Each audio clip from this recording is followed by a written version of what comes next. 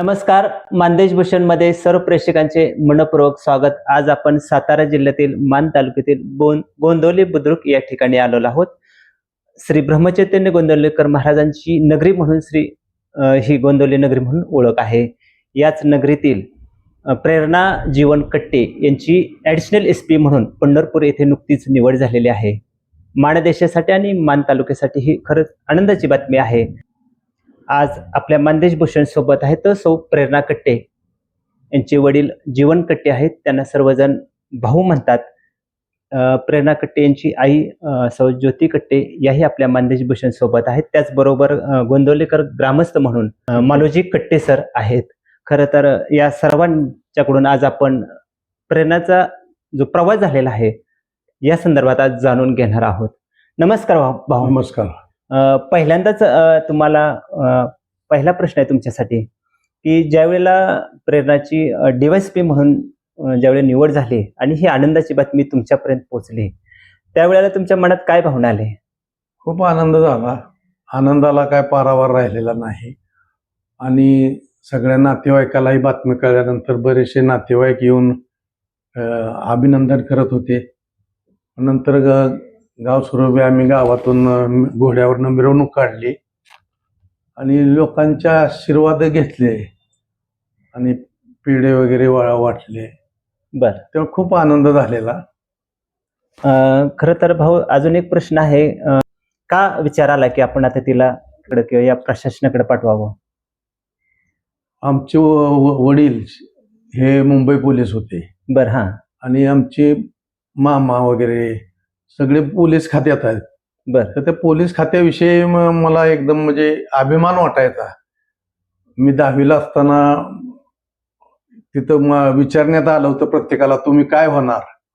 तर मी लिहिलं होतं की भाऊ मी फौजदार होणार, पण माझ्याच्यानं काही झालं नाही. मी कुठंतरी कमी पडलो. पण माझी एक इच्छा होती की आपल्या मुलीनं काहीतरी अधिकारी व्हावं. ह्यानं प्रयत्न चालू केले. बर, म्हणजे तुमचं स्वप्न होतं की एक अधिकारी व्हायचं, पण ते पूर्ण झालेलं नाही आणि ते स्वप्न आपल्या मुलीनं पूर्ण करावं असे एक मनात तुम्ही एक भावना होती आणि त्या दृष्टीने तुम्ही प्रेरणाला प्रयत्न केला. प्रेरणाचा जीवन प्रवास कसा झाला, शैक्षणिक प्रवास कसा झाला? तिथं प्राथमिक शिक्षण जीवन शिक्षण विद्या मंदिर गोंदवली बुद्रुक इथून 1ली ते 8वी पर्यंत झालं गोंदवल्यात. 7वी पर्यंत. आणि 7वी नंतर ती प्रेरणाच्या आत्या सविता गायकवाड ह्या 8वी 9वी 10वी भोरमध्ये शाळाचं शिक्षण झालं त्यांचं. आणि नंतर 11वी 12वीला दहिवडी कॉलेज, दहिवडी ते आपल्या मान तालुक्यात येऊन दहिवडी कॉलेज येते 11वी 12वी हे तिनं हे केलं.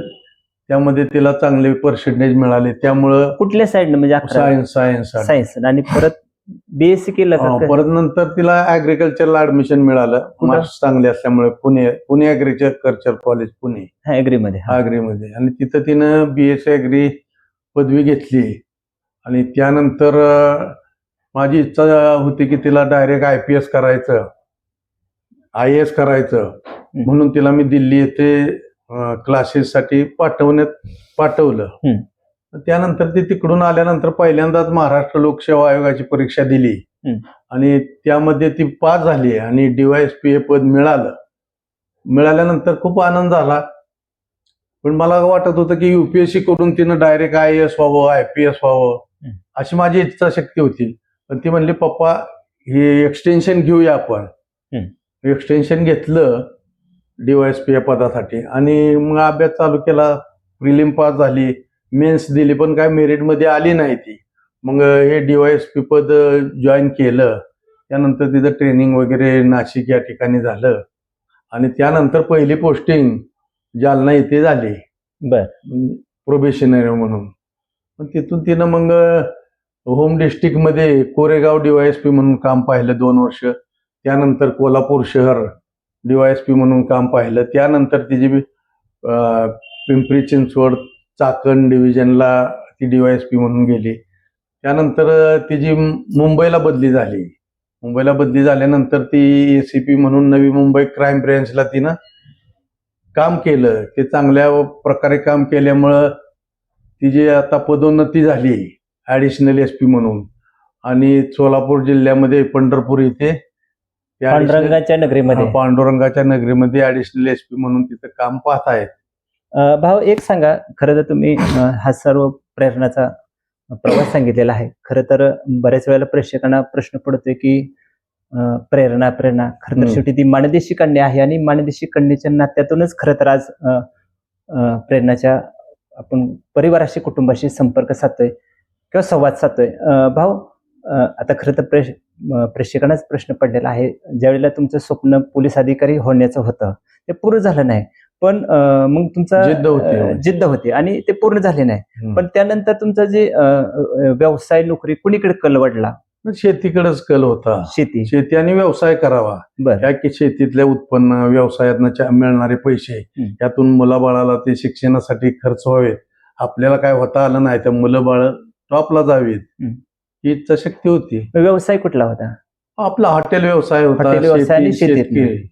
अशी कधी वडाताण झाली का? म्हणजे कारण शिक्षण म्हटलं खर्च होताना वडाताण व्हायची, पण थोडा एक मनात होते की लोकांची कधीच काय आपलं अडलं नाही.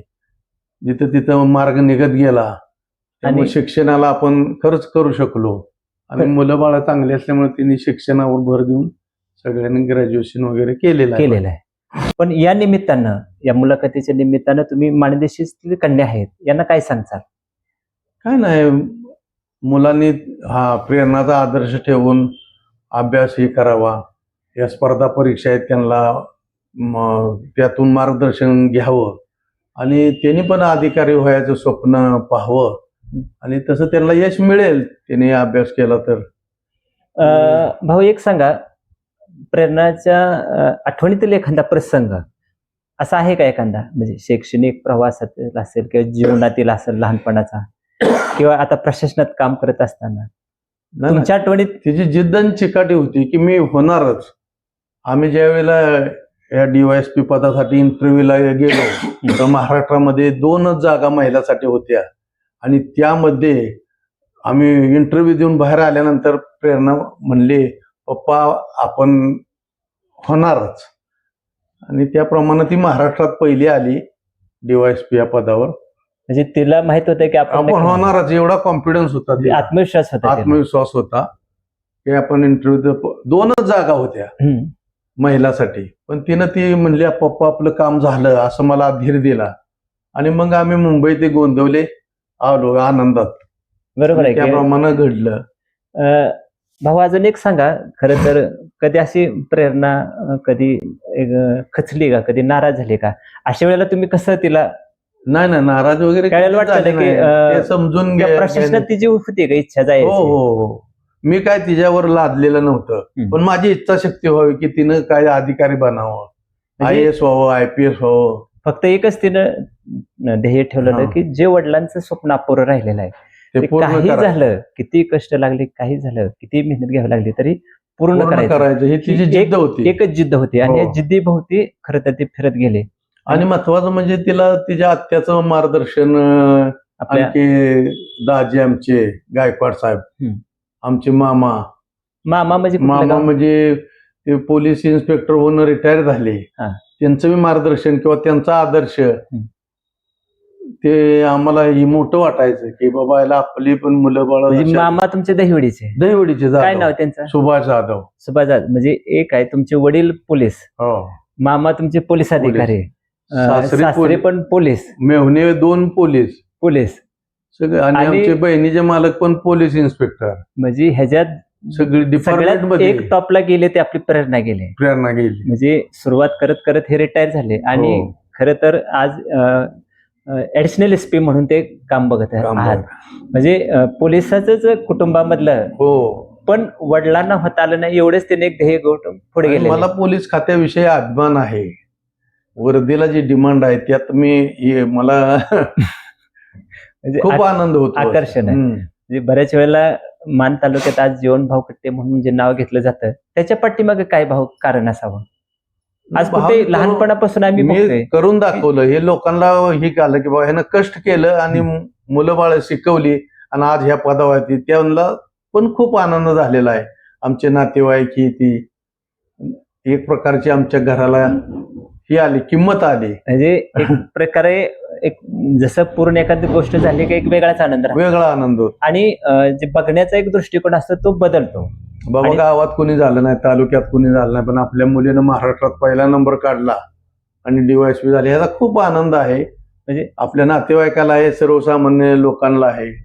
एखादी गोष्ट मिळाल्यानंतर केवढा आनंद होतो हे हो. तुम्ही स्वतः बघताय. म्हणजे आज पंढरपूरला ज्यावेळेला ऍडिशनल SP म्हणून ज्यावेळेला आल्या मॅडम, त्याला सगळेच तुमचे अभिनंदन करत होते. हो, म्हणजे हो. वडिलांना किती म्हणजे अभिनंदन स्वीकारला लागतं, हो. किती आनंद होतो हे या निमित्तानं पाहावंच मिळालं.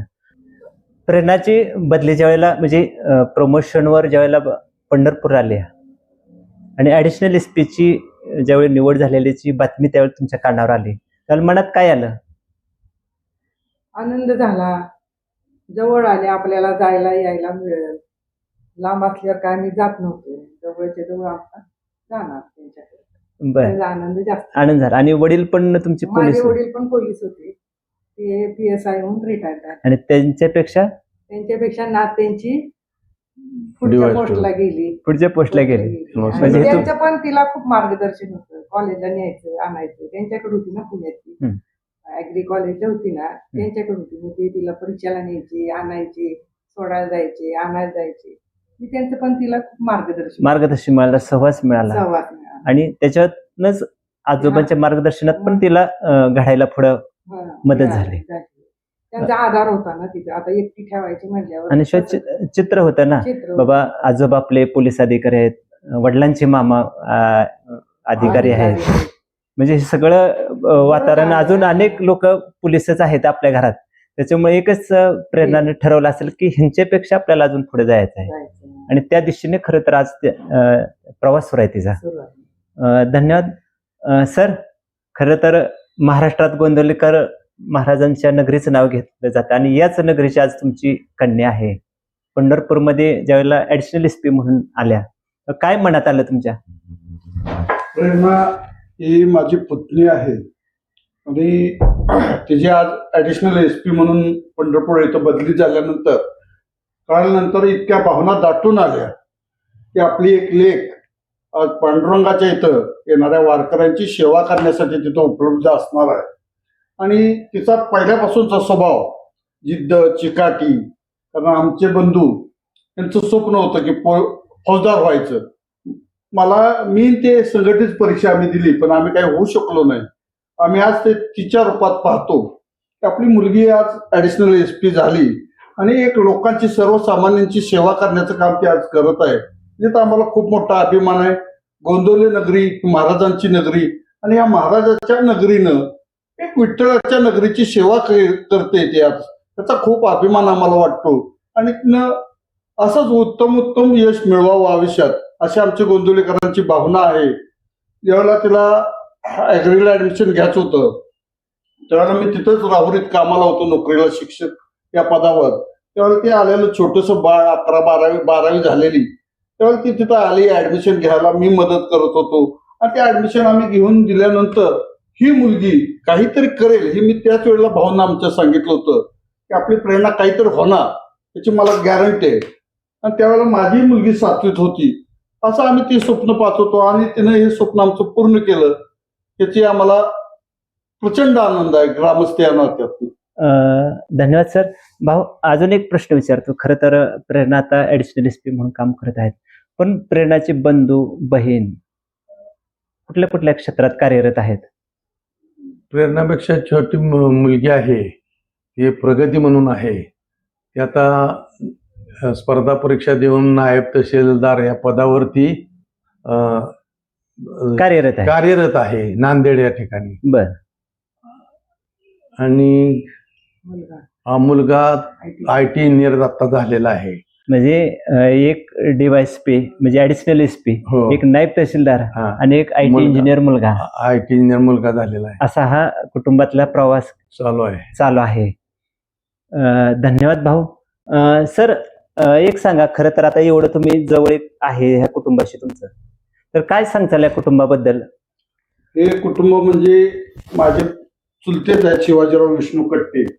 माझ्या जमिनीला जमीन आहे त्यांची, तिथून आमचे लहानपणापासूनचे संबंध आहेत. ते शिवाजी विष्णू कट्टे हे शिवाजी हवालदार या नावाने गोंदवले परिसरात किंवा मान तालुक्यात परिचित आहे. ते प्रचंड जिद्दी स्वभावाचे, त्याचबरोबर त्यांची मुलंही प्रचंड जिद्दी स्वभावाची आणि अत्यंत हलाखीच्या परिस्थितीतून हे कुटुंब पुढे जात जात जात पहिल्यांदा आम्ही आमची बहीण सविताला आम्ही जिल्हा परिषदेला उभं केलं आणि या गोंदवले गटातून आम्ही तिला निवडून आणला अपक्ष या नात्यातनं आणि ती जिल्हा परिषदेमध्ये गेली. पुन्हा प्राध्यापक झाले, प्राध्यापक होतीच ती, परंतु प्राचार्य या पदावरून ती सेवानिवृत्त झाली. तिचे मिस्टरही मोठे कॉन्ट्रॅक्टर आहेत.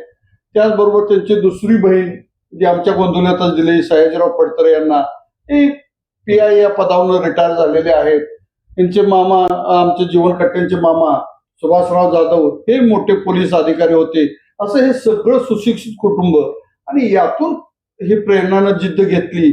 आई वडिलांचं कष्ट पाहिलं तिनं.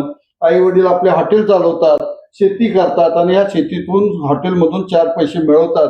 मग ते लहानपणापासून प्रेरणाच्या मनात आणि त्या सविताच्या मनात बिनलं गेलं आणि सवितानं आणि जीवनभाऊनं ही जिद्द बाळगून प्रेरणाला एका उच्च पदावर न्यायचं त्यांनी ठरवलं आणि त्या पद्धतीने तिनं आज ऍडिशनल SP आणि काही दिवसातच, काही वर्षातच ती SP होणार आहे याची मला गॅरंटी आहे ग्रामस्थ या नात्यातनं.